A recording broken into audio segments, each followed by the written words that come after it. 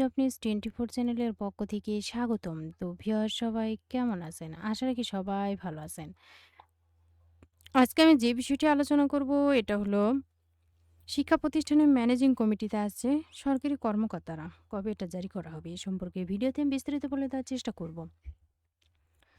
তবে ভিডিওটি শুরু করার আগে আপনাদের কাছে একটা রিকোয়েস্ট থাকবে। আপনি যদি এই চ্যানেলে নতুন হয়ে থাকেন তাহলে প্লিজ সাবস্ক্রাইব করবেন এবং পাশে থাকা যে বেল আইকনটি রয়েছে তাতে অলে ক্লিক দিয়ে রাখবেন।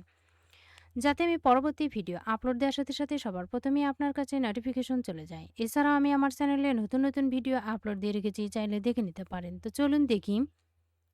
শিক্ষা প্রতিষ্ঠানে ম্যানেজিং কমিটিতে আসছেন সরকারি কর্মকর্তারা। পরিপত্র 25 জুলাইয়ের মধ্যে কলেজ ও মাধ্যমিক বিদ্যালয়ের পরিচালনা কমিটি, গভর্নিং বডি ও ম্যানেজিং কমিটি থেকে রাজনৈতিক ব্যক্তিদের বাদ দিয়ে সরকারি কর্মকর্তাদের বসাতে যাচ্ছে অন্তর্বর্তী সরকার। কলেজ ও মাধ্যমিক বিদ্যালয় পরিচালনা কমিটি, গভর্নিং বডি ও ম্যানেজিং কমিটি থেকে রাজনৈতিক ব্যক্তিদের বাদ দিয়ে সরকারি কর্মকর্তাদের বসাতে যাচ্ছে অন্তর্বর্তী সরকার। আগামী 25 জুলাইয়ের মধ্যে এ সংক্রান্ত পরিপত্র জারি করতে বলা হয়েছে। গত 14 জুলাই প্রধান উপদেষ্টার কার্যালয়ে জনপ্রশাসন সংস্কার কমিশন প্রস্তাবিত আশু বাস্তবায়নযোগ্য সুপারিশগুলো দ্রুত বাস্তবায়নের লক্ষ্যে এক সভায় এই সিদ্ধান্ত নেওয়া হয়। প্রধান উপদেষ্টার মুখ্য সচিব এম সিরাজউদ্দিন মিয়া সভায় সভাপতিত্ব করেন। ইতিমধ্যে প্রশাসনিক উন্নয়ন সংক্রান্ত সচিব কমিটির বৈঠকে এ বিষয়টি অনুমোদনের জন্য পাঠিয়েছে মাধ্যমিক ও উচ্চশিক্ষা বিভাগ। সূত্রে জানা গেছে, সরকার গঠিত বিভিন্ন সংস্কার কমিশনের সুপারিশে এ বিষয়ে পদক্ষেপ গ্রহণের জন্য জোরালো আহ্বান জানানো হয়েছে। সুপারিশমালার আলোকে এই আগামীকালের বৈঠকে অনুমোদনের তাগাদা দেওয়া হয়েছে।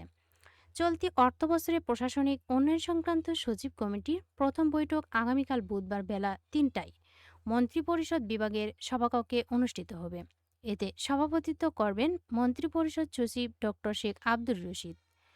প্রশাসনিক উন্নয়ন সংক্রান্ত সচিব কমিটিতে পাঠানো প্রস্তাব সম্পর্কে বলা হয়েছে, রাষ্ট্রের বিভিন্ন খাতে সংস্কারের লক্ষ্যে প্রধান উপদেষ্টা নির্দেশে নির্বাচন ব্যবস্থা সংস্কার কমিশন, পুলিশ সংস্কার কমিশন, বিচার বিভাগ সংস্কার কমিশন, দুদক সংস্কার কমিশন এবং জনপ্রশাসন সংস্কার কমিশন গঠন করেছে সরকার। এসব কমিশনের সুপারিশের মধ্যে শীঘ্রই বাস্তবায়নযোগ্য মাধ্যমিক ও উচ্চশিক্ষা বিভাগ সংশ্লিষ্ট সুপারিশও রয়েছে। সুপারিশে বলা হয়, রাজনৈতিক ব্যক্তিরা ম্যানেজিং কমিটিতে সংশ্লিষ্ট থাকায় নানা রকম সমস্যার সৃষ্টি হয়।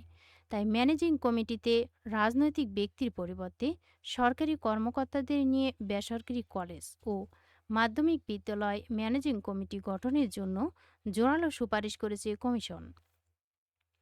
তাছাড়া বৈঠকের আলোচ্যসূচির 17টি প্রস্তাবে বাংলাদেশ বিমান বাহিনী সদর দপ্তরের সাংগঠনিক কাঠামো পুনর্গঠনের লক্ষ্যে 33টি পদ, সরকারি পরিকল্পনা বিভাগের আইসিটি সেলের মেইনটেনেন্স ইঞ্জিনিয়ার ও অ্যাসিস্ট্যান্ট মেইনটেনেন্স ইঞ্জিনিয়ারের পদ নাম পরিবর্তনের প্রস্তাব করে দেওয়া হয়েছে। এ দুটি পদ নাম পরিবর্তন করে রক্ষণাবেক্ষণ প্রকৌশলী ও সহকারী রক্ষণাবেক্ষণ প্রকৌশলী পদ নাম করার প্রস্তাব দিয়েছে পরিকল্পনা বিভাগ।